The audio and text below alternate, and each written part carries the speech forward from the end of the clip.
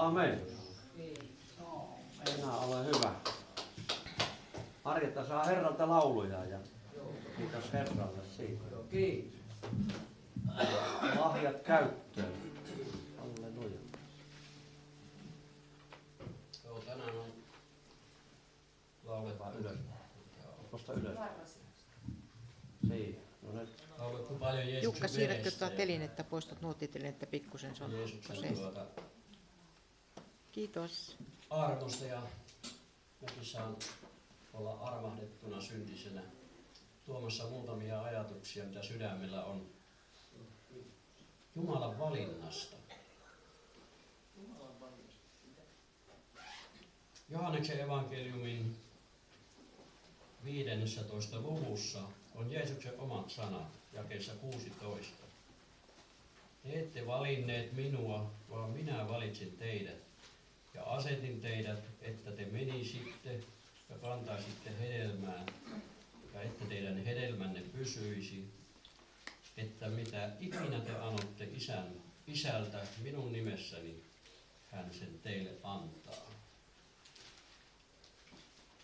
Tuo Jumalan valinta, niin se on aika lailla toisenlainen kuin mitä ihmisten valinta. Monesti Jumala valitsee se, mikä mitään ei ole. Se, että kun mä oon tullut uskoon ja sinä olet tullut uskoon, niin se on semmoinen tahdon ratkaisu, että se on niin kuin avioliittoon mennessä, että tarvitaan se tahdon sana ja sitten se astuu voimaan. Niin myöskin yhteys Jeesukseen. Mutta Jumalan valinta on sellainen, että ihminen näkee ulkopuolen, mutta Jumala näkee sen sydämen, ihmisen sydämen. Ja kun Raamatussa tutkii Jumalan valintoja, niin monesti Jumala valitsi sellaisen ihmisen, että varmasti ihmiset ei olisi valinnut. Ajattele Mooseksen elämää, mistä se alkoi, että hän oli siellä sellaisessa korissa siellä Niilin virrassa ja Niilihan vilisi täyniä krokotiileja, että siellä tarvittiin Jumalan varjelusta ensinnäkin, että hän selvisi sieltä hengissä. Koska Jumala näkee ihan sieltä idusta lähtien, on nähnyt sinun elämäsi jo. Hän odottaa sitä hetkeä, että koska hän saisi toteuttaa sitä suunnitelmaa, mikä sinun elämän kohdalla on. Meillä itsellä kullakin on hyviä suunnitelmia omasta mielestämme, mutta se Jumalan suunnitelma, Jumalan valinta, niin se voi olla aika lailla toisenlainen.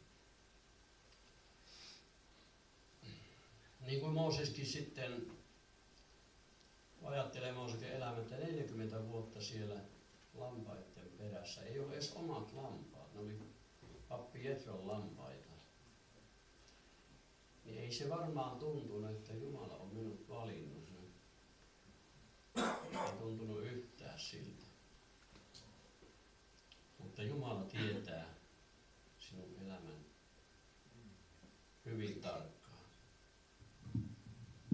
Kuuluuko tämä minnekään? Marjatan mielestä ei kuulu. En tiedä. Mulla on niin valtava tuo yskä, että... Ja kun ajattelee, että Jumala lähettää Samuelin sinne Iisain kotiin valitsemaan Israelin kuningasta. Ja hän menee sinne pitämään uhrijuhlaa. Ja sitten niitä poikia tuodaan. 7 poikaa oli tuotu. Ja ensimmäinen poika kun tuli, niin Samuel ajatteli, että tässähän se on. Koska hän oli sotaurho sieltä Saulin taistelurintamalta. Ja se ihmisen silmässä näytti, että tämä on se, jonka Jumala on valinnut. Mutta Jumala sanoi, että ei se ole tämä. Ja 7 poikaa oli mennyt. Ja sitten Samuel kysyi, että onko ne tässä nyt kaikki, että kun ei näistä Jumala ole valinnut. Sitten Iisai sanoi, että kyllä, se on vielä paimenessa, on tuo nuori poika, kyllä. Kun ajattelen sitä tilannetta, että Daavid oli pantu paimeneen sinne. Kyllähän se varmaan joku muiden tehtävä olisi ollut, kun uhrijuhla oli kotona.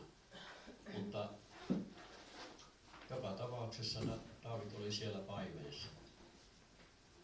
Ja niin, Daavid kutsutaan sieltä ja Jumala sanoo välittömästi, että tämä se on.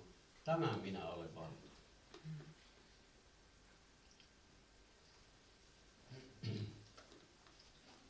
Luen täältä muutamia jakeita Tuomarien kirjasta.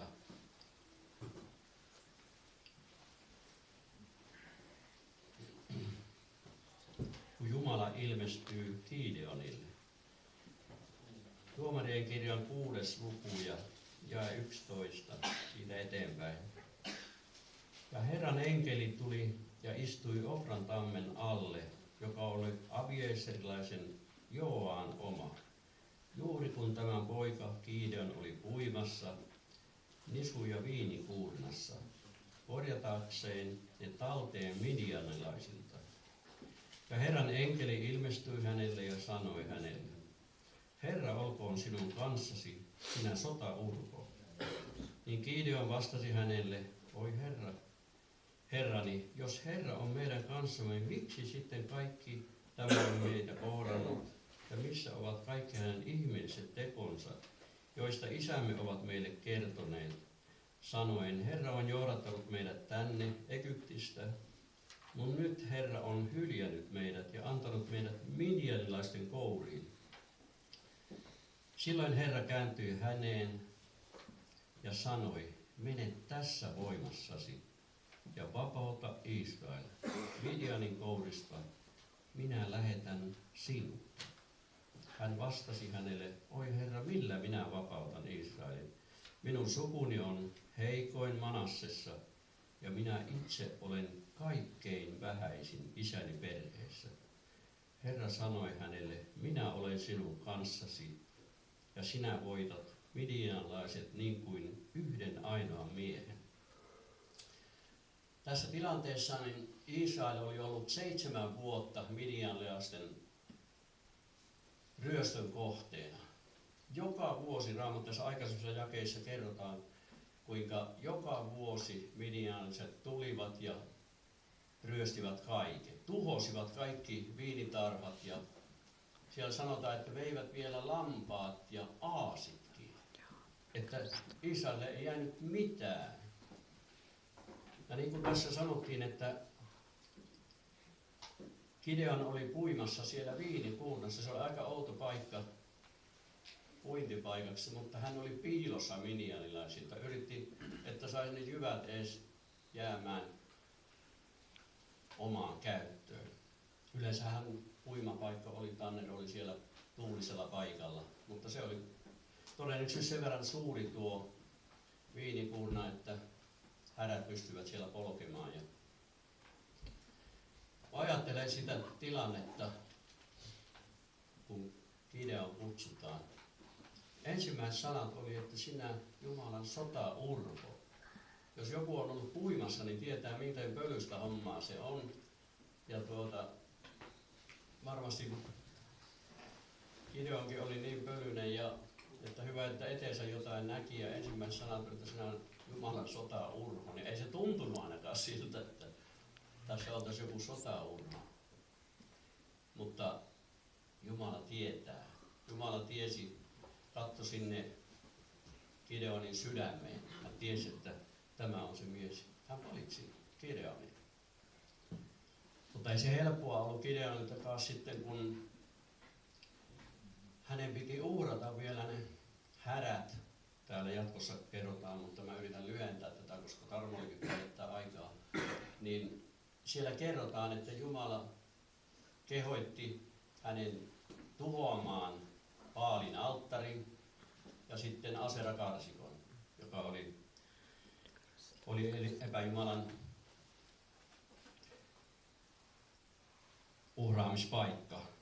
Tuo Asera-karsikkohan on oli hedelmällisyyden Jumalan kuva. Se oli tällaisia puupaaluja, mutta niistähän sai hyvät tulet, niin kuin sitten Jumala kehottikin, että hakkaa se alas se aserakasikko ja niiden päällä uhraa Jumalalle.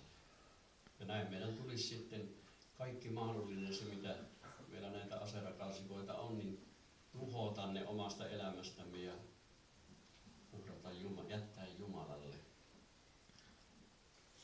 Ja kun ajattelee, että nuo härät ei ollut Gideonin, vaan hänen isänsä, mutta hän yöllä sitten siellä teki ja touhusi ja oli tuhonnut kaiken aamuun mennessä ja uhrannut siellä Jumalalle. Ja sitten aamulla kylän miehet tai kaupungin miehet huomaa, että Baalin alttari on tuhottuna. Ja tietysti sitä Joalalta mentiin kysymään sitten, että ja kun tutkittiin, niin saatiin selville, että Gideon on sen tuhonnut ja vaativat tietysti Gideonia tapettavaksi, mutta Joas oli viisas siinä, että kumminkin hän oli israelilainen, niin hän tiesi, että on Jumala olemassa. Ja hän sanoi, että jos kerta Baalin alttari on tuhottu, niin puolustakoon Baal sitten itseään. Ja tiesi hän, että eihän Baalista mihinkään ole. Niin siinä kävi, että eihän Baalista ollutkaan mihinkään. Mutta se Jumalan valinta, kun ajattelee, että kuinka Gideonin sanottiin, että mene tässä voimassasi. Monesti me ajattelemme, että sitten kun mä olisin oikein hyvässä terässä, niin sitten mä lähtisin tuohon naapurille todistamaan jotakin, mutta Jumala lähettää meidät juuri siinä voimassa, missä sinä olet, koska hän varustaa aina sitä tehtävää varten, mitä varten hän on sinut valinnut. Koska Jumalan valinta on juuri tällä. Jeesuksen nimessä. Aamen. Amen.